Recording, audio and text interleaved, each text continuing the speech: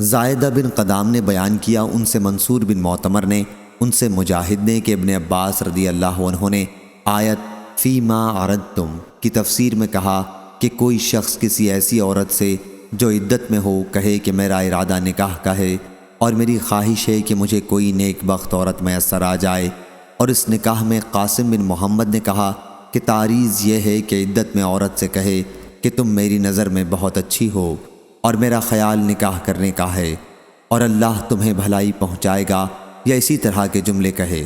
اور عطا بن ابی رباح نے کہا کہ تعریض و کنایا سے کہے، صاف صاف نہ کہے، مثلاً کہے کہ مجھے نکاح کی ضرورت ہے اور تمہیں بشارت ہو اور اللہ کے فضل سے اچھی ہو، یا اور عورت اس کے جواب میں کہے کہ تمہاری بات میں نے سن لی ہے، بصراحت کوئی وعدہ نہ کرے۔ ایسی عورت کا ولی بھی اس کے علم کے بغیر کوئی وعدہ نہ کرے، اور اگر عورت نے زمانہ عدت میں کسی مرد سے نکاح کا وعدہ کر لیا اور پھر بعد میں اس سے نکاح کیا تو دونوں میں جدائی نہیں کرائی جائے گی۔